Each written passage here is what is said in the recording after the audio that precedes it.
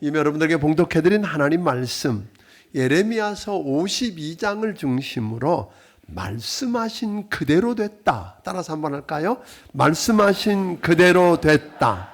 기도하겠습니다. 하나님 아버지 고맙습니다. 저희들을 이렇게 아버지 집에 인도해 주시고 살아계신 하나님을 예배하는데 아버지 말씀을 통해 우리를 찾아와 만나 주시옵소서. 혼자 갈 수가 없습니다. 하나님의 음성을 들어야겠고 주님이 함께 가시고 앞서 행하시는 것 아니면 갈 수가 없습니다. 주님 이 시간에 말씀을 통해서 해결해 주시옵소서. 우리가 말씀이 하나님의 말씀이고 하나님 말씀하셨으니 말씀 그대로 된다고 하는 믿음 가지고 나갈 수 있도록 은혜 베풀어 주시옵소서. 종의 입술에 기름 부어 주시기를 원하옵고 예수님 이름으로 기도하옵나이다. 아멘. 아멘. 영어로 그 desire path라고 하는 말이 있습니다. 이 말을 좀 직역해 보면 갈망의 길 그런 겁니다. 이 말을 사전적인 의미는 사람이나 동물이 자주 다니다가 보니까 생긴 길 그런 것을 소위 desire path라고 하는 말을 쓰는데 그 말은 이런 겁니다. 원래는 길이 아니었는데 누군가 또는 무엇인가가 자주 다녀서 생겨난 오솔길. 그게 소위 디자이어 패스인데 보통 이런 길은 한 지점에서 다른 지점 사이의 최단 거리가 일 가능성이 큽니다. 최대한 빨리 가려다가 보니까 지름길이 생긴 겁니다. 어떻게 보면 요령을 부렸다고 치부할 것 같은데 처음부터 누군가 그 길을 가지 않았다면 더 중요하게는 반복적으로 다니지 않았다면 애당초 길이 생길 리가 없었을 것입니다. 그러면 자연스럽게 그 길 뒤로 따라오는 사람은 아무 유익도 얻지 못했을 거라는 거죠. 그러니까 여기서 보면 갈망은 그저 빨리 가고자 하는 마음이라기보다는 가고자 했던 방향으로 나아가는 열정 같은 거라고 이야기할 수 있을 텐데 마음의 소망을 품었더라도 인적 없는 숲풀 앞에서 그냥 멈춰버렸더라면 그 길은 생겨나지 않았을 거라고 하는 겁니다. 누군가 한 번, 두 번 같은 길을 반복해서 다녔기 때문에 작은 오솔길이 생기고 그 뒤에 오던 또 다른 누군가가 혜택을 입은 건 아닌지. 그런데 반대로도 생각할 수 있겠다는 거예요. 이 길로 가면 참 편하고 쉽고 재미있어 보입니다. 그런데 그 길이 죽음으로 가는 길이라면 어떡할까? 그 쉽고 편하고 재밌어 보이는 그 욕망을 누르고 힘들고 어려워 보이지만 돌아가는 길을 용기 있게 선택하고 걸어가는 사람. 한 번만이 아니라 걸어가고 또 걸어가서 그냥 생각 없이 뒤따라오던 자들을 살려낼 수 있는 그 일을 우리가 할 수 있다면 묻고 싶습니다. 나는 지금 어떤 소망을 품고 어떤 길을 만들어가고 있는지 다시 물어볼까요? 여러분은 지금 현재 어떤 소망을 품고 어떤 길을 만들어가고 계십니까? 여러분이 걸어간 그 길, 여러분이 한 번 길을 내고 그 위를 반복하고 반복한 것 때문에 누군가가 생각 없이 따라오다가 생명이 살고 큰 유익을 얻을 수 있다면 얼마나 좋을까요? 성경 66권 중에 시편 다음으로 긴 책이 지난번에 뭐라 그랬어요? 예레미야서라고 그랬어요. 이 예레미야서, 이 긴 책이었던 예레미야서 성경 대탐험이 이번 주에 맞춰지게 됩니다. 축하합니다. 다음 주면 예레미야 애가 5장, 다음 주 한 주면 예레미야 애가까지 다 마치게 되는데 성도 여러분 정말 수고하셨습니다. 어둡고 암울한 시대를 살아가면서 그래도 한 줄기 빛으로 다가온 하나님의 말씀이 있어서 길을 잃지 않고 올 수 있었던 것 감사하지 않을 수가 없는 것입니다. 때로는 내가 예레미야가 된 양 흥분해서 소리를 지르기도 하고 때로는 정말로 변하지 않는 사람을 보면서 울기도 하고 아파하기도 했던 때가 있었습니다. 예레미야는 내가 일을 해보겠다고, 이 일을 가겠다고 나선 사람 아닙니다. 아직 어리고 말도 잘 못한다고 하는 그에게 하나님이 너는 내가 누구에게 보내든지 가며 너는 내게 무엇을 명하든지 말할지니라고 하는 그 말씀을 하시면서 내가 내 말을 내 입에 두었다고 하며 보내신 하나님의 말씀 앞에 순종하고 예레미야는 40년 넘게 하나님께서 보여주신 것 그리고 말씀해 주신 말씀을 전했습니다. 하고 싶고 듣고 싶어 하는 말만 한 게 아니었습니다. 하기 싫어도 듣고 싶지 안 하는 사람들이 많아도 때로는 매를 맞고 감옥에 가고 살해의 위협을 받으면서도 하나님이 말씀하셨고 보여주신 것을 전했습니다. 너무 힘이 들어서 그 말씀을 전하지 않으려고 하면 가슴이 불붙는 것 같아서 견딜 수가 없었다고 그는 그렇게 말합니다. 오늘 이 예레미야는 했던 이야기를 한마디로 종합해보면 그런 겁니다. 이렇게 살면 망합니다. 그런 거예요. 이렇게 살면 우리 죽습니다. 이렇게 살면 심판받고 끝납니다. 하는 이야기거든요. 나라가 힘이 없어서 작고 힘이 없어서 망하는 게 아니라 국제 정세 때문에 망하는 게 아니라 창조주 하나님을 떠나서 우상을 숭배하며 하나님의 말씀을 듣지 않고 하나님의 율법을 범해서 악한 길을 걸어가는 악행 때문에 우리는 망한다고 이야기했습니다. 그러니 하나님 말씀을 듣고 우상을 떠나서 회개하고 하나님께 돌아와 엎드리면 우리 하나님이 살려주신다고 하십니다. 말씀을 우리가 저들이 말한 말씀을 듣지 않는 것만은 아니었어요. 들어도 순종하지 않았어요. 그래서 하나님께서 주변 나라들을 내버려두면 망하고 못 쓰게 되니까 주변 나라들을 몽둥이 삼아서 징계했지만 깨닫지 못합니다.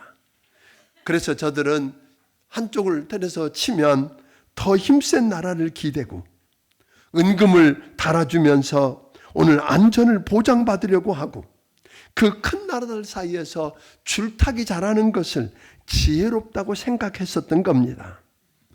잘못된 신앙 때문에 거짓 확신 속에서 사느라고 저들은 전혀 바뀌지를 않았다고 하는 겁니다. 저들이 했던 이야기가 뭔 줄 아세요? 우리가 누구냐? 그런 거예요. 우리가 누구냐? 우리는 하나님이 선택한 선민이다. 하나님과 언약을 맺은 언약 백성이야.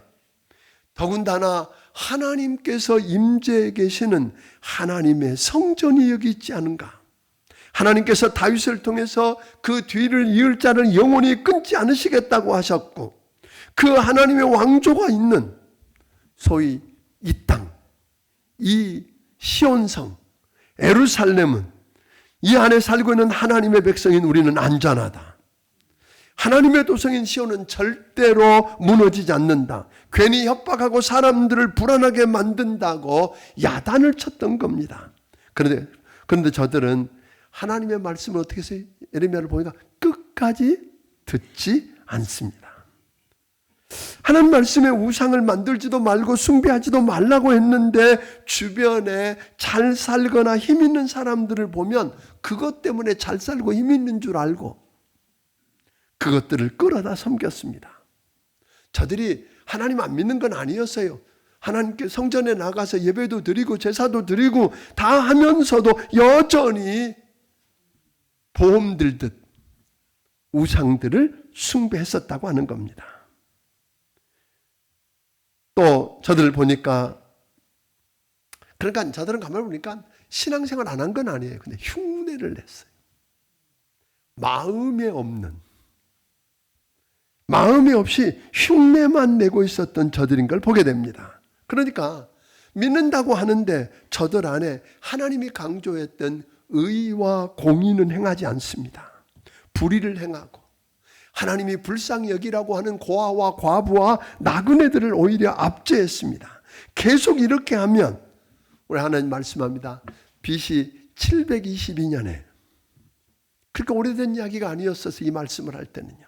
BC 722년에 형제나라 북이스라엘이 아수르 제국에 망해서 온 세상에 흐트러 버렸던 것처럼 이제는 내가 바벨론 제국을 들어서 너희를 징계하고 너희를 칠 거야. 오늘 이야기를 하고 있지만 저들은 전혀 의식도 안 했습니다. 왜? 너희가 만약에 계속해서 말씀을 듣지 않으면 성을 허물고 너희가 이것 있으니까 괜찮고 이 안에 있으니까 염려 없다고 하는 예루살렘 성을 허물고 성전도 불태우고 주민들을 죽임당하게 하고 남아있는 자들은 바벨론의 포로로 끌고 가겠다고 이야기합니다. 그나마 오늘 마지막으로 예레미야를 통해서 저들에게 주었던 말씀은 다른 게 아니거든요. 하나님께서 바벨론을 통해서 그 일을 하시니까.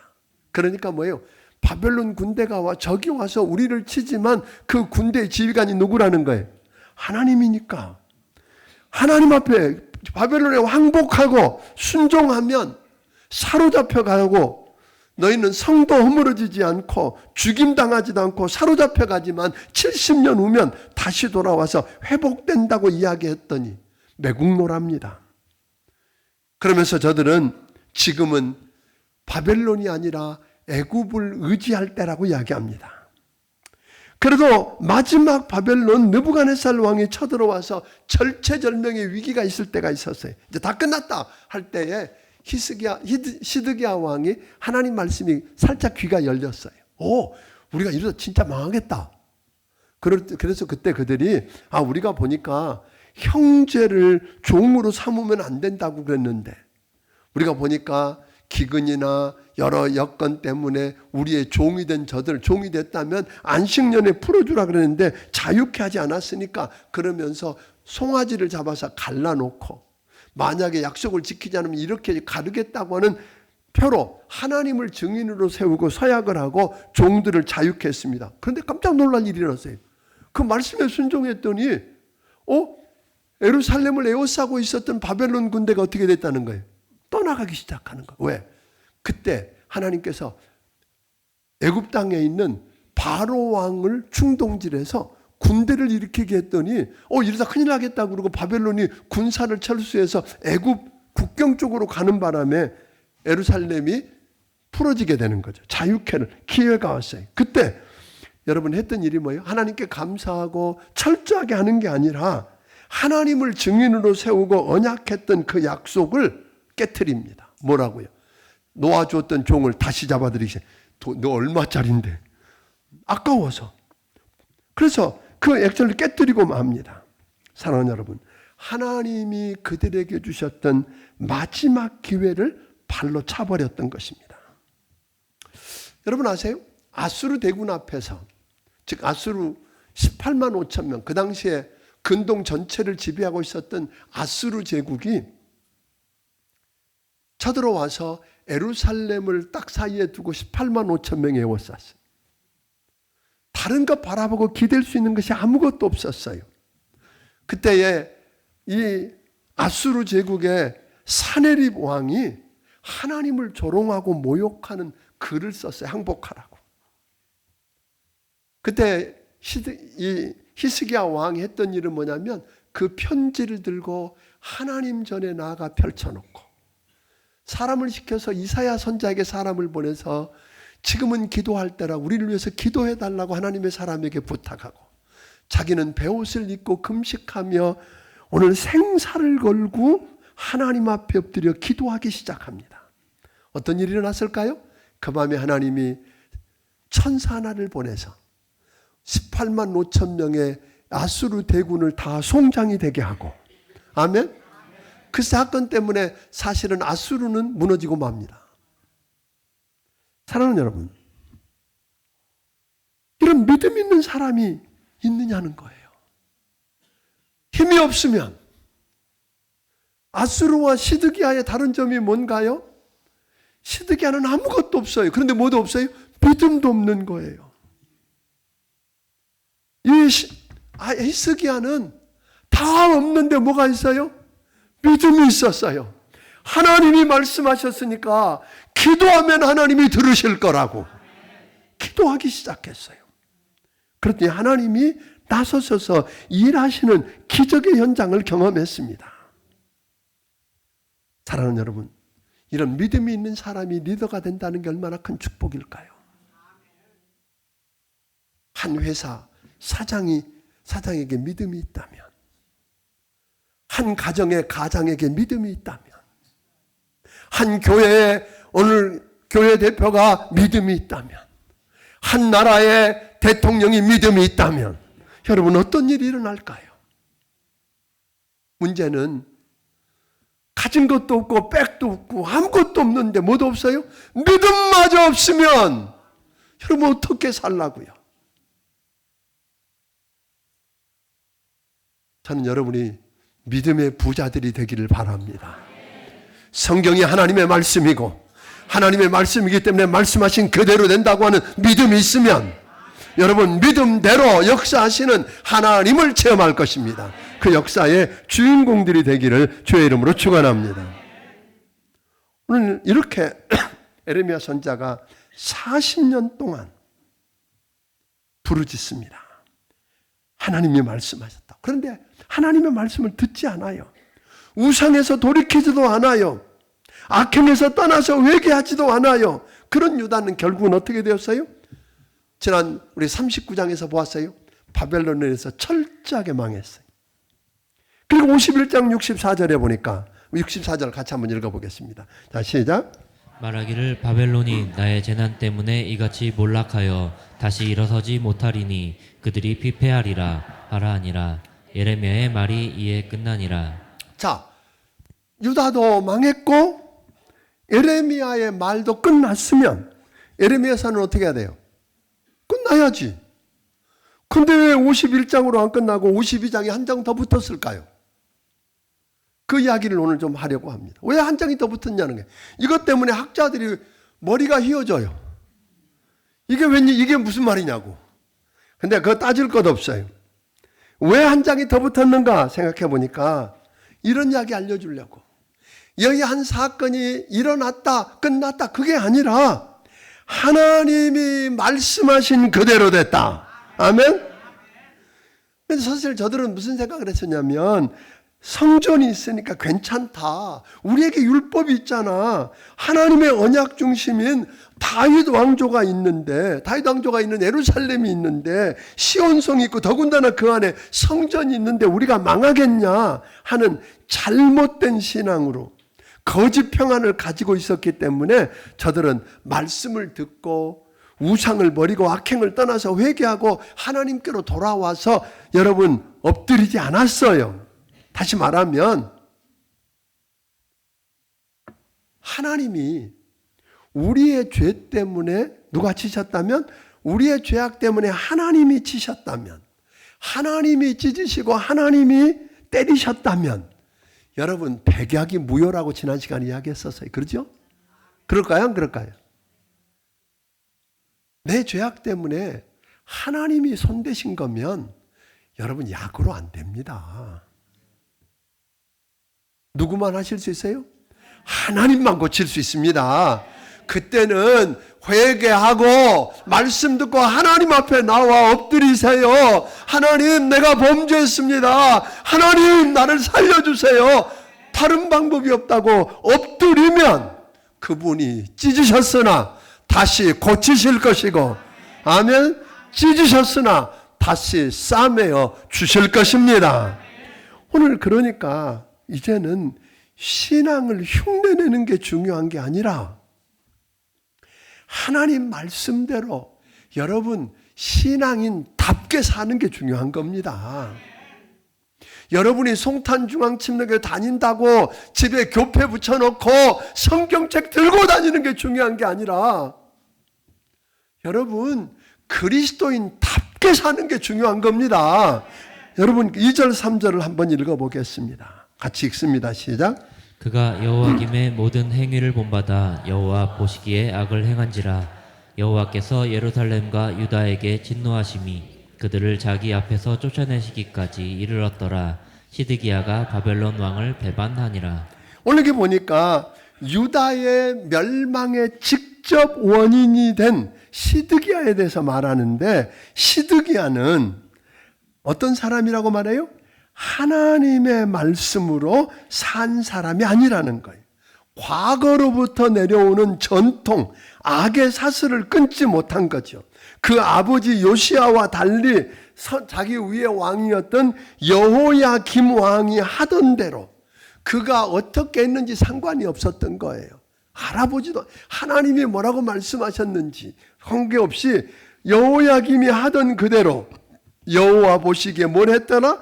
악을 행했답니다. 그러니까 이 사람은 이 천지 만물을 창조하시고 이 세상을 그의 뜻대로 통치하고 다스리시는 왕이신 하나님, 생사복을 주장하시는 하나님을 의식하는 게 아니라 사람들을 의식했어요. 왜? 그 시드기야 왕조 안에 누가 있었어요? 애굽파들을 대신들이 득세하고 있었어요. 그 사람 눈을 더 생각하고 바벨론파를 더 의식하고 남들 의식하느라고 모든 걸 보고 계시는 하나님, 그 하나님을 의식하지 않았다는 거예요. 그 대표적인 예로 여러분 히스기야 왕을 다시 한번 들여다보면 히스기야가 처음 왕이 되었을 때 아하스라고 하는 그 아버지가 왕이 죽은 다음에 왕이 되는데 이 아하스 왕은 그 당시 아수르의 소위 디글랏 빌레셀이라고 하는 왕이 대단한 왕이 있었어요. 그 왕이 딱 보니까 뭐를 하고 있어요? 한번 초청해서 그 비유 맞추려고 거기를 다메섹까지 올라가 봤더니 신상을 만들어 놨는데 어마어마한 신상을 만들어 놓은 거예요. 거기에 번제단을 보고 놀래가지고 제사장을 불러서 이거 빨리 스케치해 그랬어요. 그리고 너 가서 내가 돌아가기 전에 먼저 요대로 만들어 놔. 그래 놓고는 예루살렘 성전 옆에다가 그 우상의 번제단을 세워놓고 거기서 제사를 드려요. 왜? 누구 눈치 보느라고? 큰 나라, 힘 있는 나라, 그 따라하니까 봐달라고 그 눈치 보느라고 그렇게 하다가 망해가던 나라를 부여잡았던 누가? 히스기야 왕이 어떻게 한 줄 아세요? 모든 산당과 모든 그런 제단들을 다 허물어 버렸어요. 디글랏 빌레셀이 강한 왕이고 아수르 제국이 힘 있는 나라지만 그는 하나님을 의식하기 시작했어요. 그래서 하나님 앞에 예배드리게 되니까 누가? 다른 사람 의식이 아니라 하나님을 의식하고 하나님만 바라보고 그 앞에 엎드렸더니 성경이 하나님 말씀이라고 믿고 말씀대로 될 거라고 믿고 엎드렸더니 여러분 히스기야 때 놀라운 기적이 일어났잖아요. 이런 역사를 이야기하고 있는 거예요. 또 하나 여러분이 아는 것처럼 다윗도 보세요. 다윗이 대단한 왕 같지만 신하들이 봤을 때 얼마나 기가 막혔을까. 전쟁을 해야 되고 어떤 결정을 해야 되는데 다윗에게 물으면 다윗이 뭐라고 잠깐만. 그리고는 나 아버지한테 물어본다는 거잖아요. 하나님 지금 전쟁하자고 하는데 전쟁 올라갈까요 말까요? 하나님이 가 그럼 가고 하나님이 아니래 그럼 안 가. 이러면 이게 왕 체면이 서요 안 서요? 그런데 다윗은 끝까지 신하들 눈치 본 게 아니라 힘 있는 나라 눈치 본 게 아니라 살아계신 하나님을 눈치 보기 시작했어요. 하나님을 의식하기 시작했어. 그래서 매사에 하나님께 물었더니 성경은 이렇게 이야기합니다. 다윗이 가는 곳마다 이기게 하셨다. 누가? 하나님이. 믿습니까? 정말로 좀 생각해 보면 누가 지휘가 있냐는 거예요. 오늘 예레미야를 통해서 저들은 뭘 몰랐어요? 하나님의 뜻을 다 들었어요. 시드기야 왕이. 오늘 하나님이 우리 잘못 때문에 우리 죄악 때문에 하나님이 바벨론의 지휘관이 되어서 우리를 친다. 그러니까 그 앞에 항복해라 하는 이야기를 들었어요? 못 들어요? 들었어. 그런데 오늘 이 사람은 그 하나님의 말씀을 듣고 하나님을 의식하고 하나님 옆에 엎드리는 것보다 하나님의 뜻을 모르니까 하나님의 마음을 모르니까 하나님의 시선이 어디가 있는지도 의식 안 하는 거예요. 하나님의 마음이 어디가 있는지도 생각 안 하는 거예요. 그러다 보니까 누굴 섬겼어요? 다른 나라 눈치 보고 대신들 사람 눈치 보느라고 해서 안 될 일들을 하는 거예요. 여러분 자존심 때문에 체면을 앞세워가면서 결국은 자기를 왕으로 세워준 바벨론을 배반하게 돼요. 죄 때문에 해결 못하고 오늘 죄 가운데 서 있는 그 유다 백성들, 내버려 두면 유다 백성이 망하는 거 하나님 아셨어요. 그래서 내버려 둘 수가 없어서 하나님께서는 바벨론을 통해서 그들을 징계하고 심판했는데, 망하라는 거 아니잖아요. 다시 새롭게 해서 쓰려고 하는 하나님의 계획을 모르니까 오늘 이 사람은 뭐 하고 있는 거예요? 하나님하고 싸우기 시작하는 거잖아요. 그래서 시드기야가 바벨론을 반역하니까 애굽편에 서니까 바벨론의 느부갓네살왕이 득달같이 내려와요. 그게 BC 588년이에요. 시드기야가 왕이 된 지 9년째. 10월 10일이니까 그들이 음력을 썼으니까 요즘 우리로 말하면 거의 그 다음에 1월 1일. 어떻든 18개월 동안 그 천연적인 요새인 예루살렘 성을 에워싸요. 포위하고 초소를 세워놓고 아무도 드나들지 못하게 하는 거예요. 그러니까 그러면 기근이 왔어. 하나님이 도우셔서 비라도 내려야 되는데 비도 안 와. 그러니까 살 길이 없는데 결국은 예루살렘 성이 뚫리니까, 성이 이렇게 조그맣게 뚫리고 나니까 맨 처음 한 일이 뭔 줄 아세요? 시드기야 왕이 군사를 데리고 그 셋문으로 도망가다가 여리고 근처에 가서 왕이 바벨론 군대가 쫓아오니까 그를 에워싸던 군사들마저도 다 흩어져. 결국은 그는 붙들려서 림나에 있는 소위 바벨론의 느부갓네살 왕 앞에 세워져서 신문을 받습니다. 그가 했던 일이 두 가지예요. 바벨론 왕이 이 시드기야 왕을 데려다 놓고 그가 보는 앞에서 그 왕의 아들들을 죽입니다. 왕 보는 앞에서 그 두 아들들을 죽이고, 왕궁에서 자기를 도와서 섬겼던 모든 귀족과 고관들을 다 죽입니다. 그러니까 마지막으로 본 게 뭐예요? 아들이 비참하게 자기 때문에 죽어가고 자기의 섬겼던 이들이 죽어가는 걸 지켜보고, 그리고 두 눈이 뽑히고 쇠사슬에 묶여서 바벨론으로 끌려가서 끝납니다. 그렇게 한 다음에 한 달이 지나고 나니까 느부사라단이라고 하는 바벨론의 신하가 와서 한 달 후에 와서 성전을 불태웁니다. 궁궐과 모든 귀족의 집들을 다 불태웁니다. 그리고 성을 하나씩 다 험습니다. 그리고는 그 안에 반역을 할 만한 힘 있는 사람은 다 죽입니다. 그리고 쓸만한 사람, 나중에 이제 오늘 오후에 다루게 되는데, 바벨론이 얼마나 거대한 도시로 지어졌는지 보면 되는데, 그런 일들을 위해서 포로로 잡아갑니다. 자, 이렇게 끝나는 거예요. 여러분, 이게 무슨 이야기예요? 지난 40년 동안 예레미야 선지자를 통해서 하나님이 말씀하신 그대로 됐어요, 안 됐어요? 됐어요. 근데 이것만 가르치려고 이거 쓰신 거 아니에요. 하나님이 성경에 말씀한 대로 심판이, 재앙이 그대로 일어난다 하는 걸 우리에게 보여줬을 뿐 아니라, 놀라운 일 하나는 그 성전을 불태우기 전에, 실제로는 BC 605년도 다니엘이 붙잡혀갈 때부터 시작해서 BC 597년에, 그 다음에 586년에, 560년에 이렇게 네 차례 그 안에 있는 뭘 쭉 가져갑니다만, 그 성전에 있는 하나님을 예배하기 위해서 쓰여지는 모든 기구들을 다 가져가요.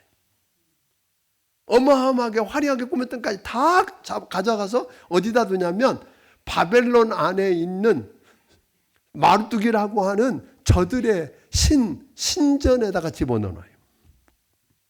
그러면 왜 함께 불태워버리지? 왜 그랬을까요?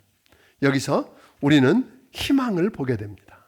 하나님은 이것을 통해서 그저 하나님이 말씀한 대로 심판했으니까 끝났다라고 끝나는 게 아니라, 다 끝난 것 같지만 끝날 때까지 끝난 거 아니야. 성경에 오늘 우리가 예레미야를 통해서 예언했던 것처럼 훗날이라고 그랬는데, BC 539년이 되면 페르시아의 고레스 왕이 소위 그 메대족들을 동원해 가지고 같이 가서 바벨론을 정복해요.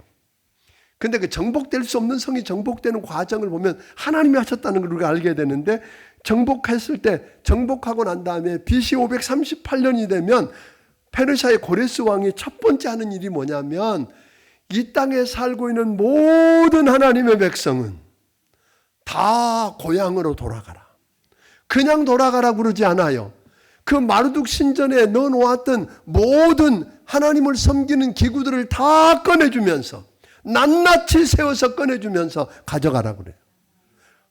금은 보화를 쌓아주면서 가져가라 그래요. 그래서 하나님의 성전을 짓고 하나님을 예배하라고 돌려보내줘요. 그 날을 위해서 희망의 불빛을 보게 하신 거예요. 또 하나, 당연히 그렇게 반역하던 그 성을 불태우고 다 죽이는 게 원칙이에요. 근데 다 죽이지 않고 일부 가난한 사람을 남겨놓고 포로로 잡아간 이유가 뭘까? 그런 거예요. 그건 뭐예요? 하나님이 훗날 그 백성을 회복하기 위해서 남겨놓은 사람들이라는 거예요. 믿습니까? 회복할 남겨놓은 그 사람들. 또 하나를 덧붙였어요. 여기 덧붙인 게 마지막에 보면 이 시드기야가 왕이 되기 전에 3개월 동안 왕하다가 인질로 잡혀간 사람이 누구라고 그러세요? 여호야긴. 이 여호야긴이 잡혀갔는데 잡혀간 지 37년 만에 바벨론 왕의 아들이 왕이 된 다음에 그를 옥에서 풀어줘요. 새 옷을 입히고 자유롭게 하고 보좌에 앉혀주고 그곳에 잡혀온 모든 왕들 가운데 제일 높은 자리에 앉게 하고 날마다 먹을 걸 나눠줘요. 그게 뭐 어떻단 말이야.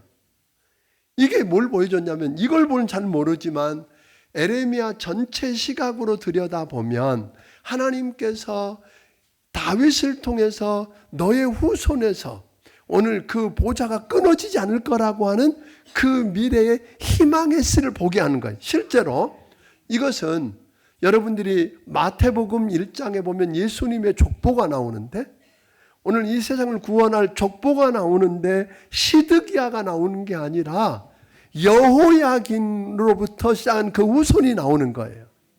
그러니까 하나님께서 훗날 그 약속을 이뤄간다고 하는 희망의 불씨를 보게 하려고.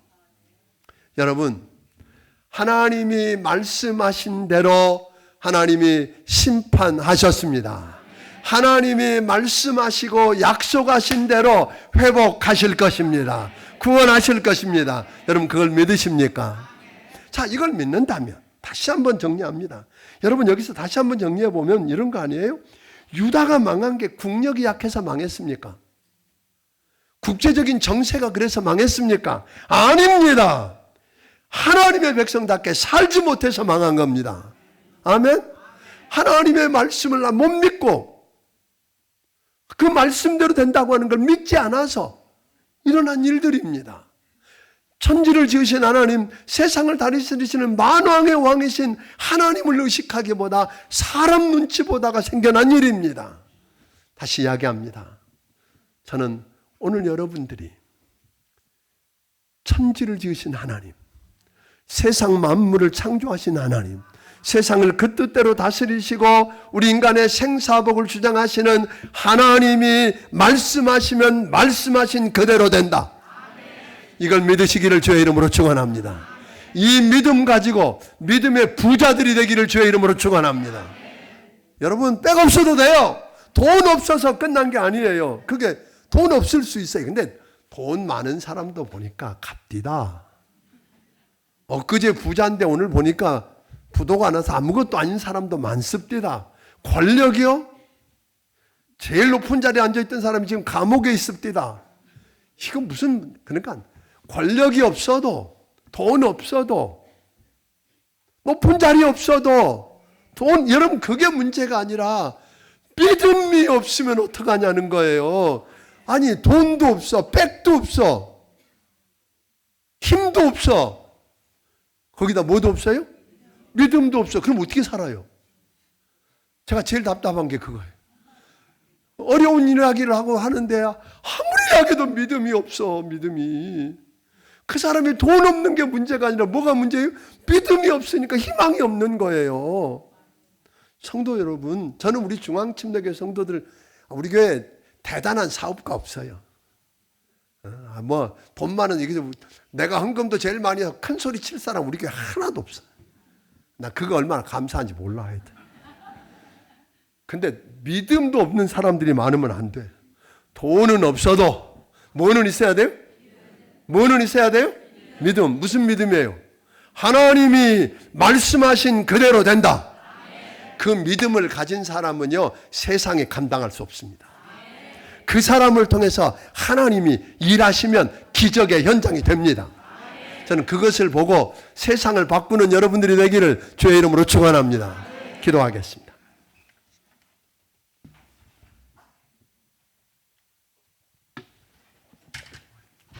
하나님 아버지, 성경이 하나님 말씀이고 하나님이 말씀하신 그대로 된다고 하는 믿음을 우리에게 주신 것 감사합니다. 믿음의 부자들이 되게 하여 주시옵소서. 하나님이 말씀하셨으니까 그대로 된다. 말씀하신 그대로 세상을 심판하셨고 말씀하신 그대로 다시 믿는 그들을 잊지 않으시고 회복시켜 주실 것이라고 하는 이 믿음으로 다시 일어서게 하여 주시옵소서. 돈은 없어도 힘은 없어도 권력은 없어도 백은 없어도 하나님을 믿는 믿음의 부자들이 여기 있어서 세상이 감당할 수 없는 하나님의 역사들을 날마다 일으키게 하여 주시옵소서.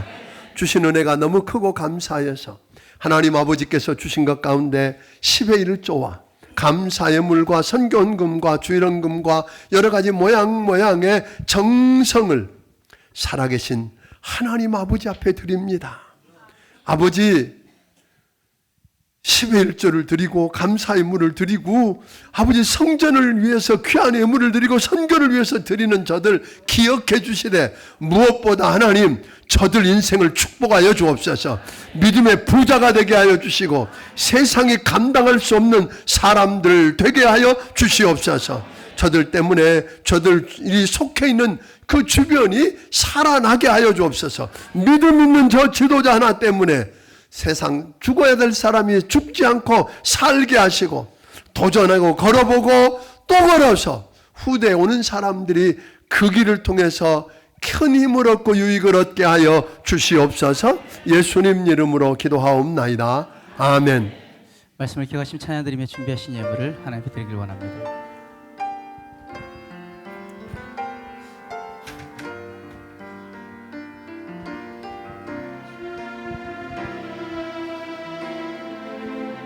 수많은 사람들 주를 따르네 자신의 연약함 가지고 수많은 눈물의 시간 속에서 믿음으로 주를 보내 이 자리 내 앞에 놓여진 앞에 놓여진 상황 속에서 이겨낼 힘조차 없을 때 연약한 나에겐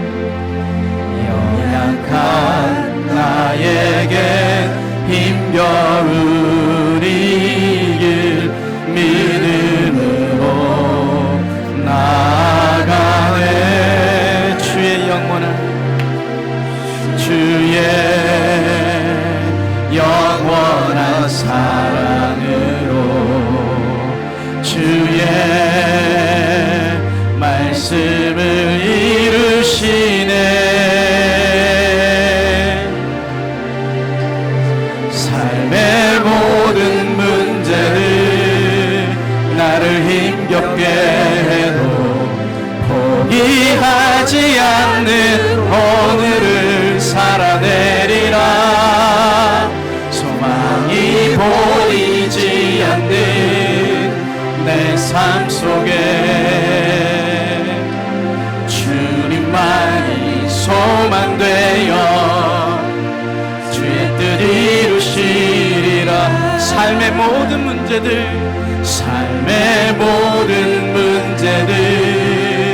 나를 힘겹게 해도 포기하지 않는 오늘을 살아내리라 소망이 보이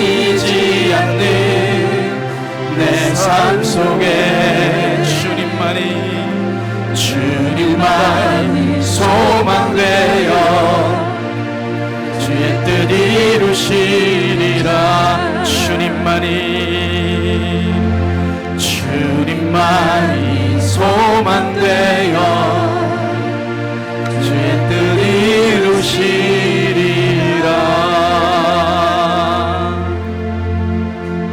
이제는 우리 주 예수 그리스도의 크신 은혜와 하나님 아버지의 무한하신 사랑과 성령님의 감화 감동하시고 역사하시며 교통하심이 하나님이 말씀하신 그대로 된다고 하는 그 믿음의 부자가 되어서 믿음대로 하나님이 역사하시는 세상이 감당할 수 없는 사람 되기 원하는 심령들 머리머리 위에 지금부터 영원까지 함께하여 주시기를 예수님 이름으로 축원하옵나이다. 아멘.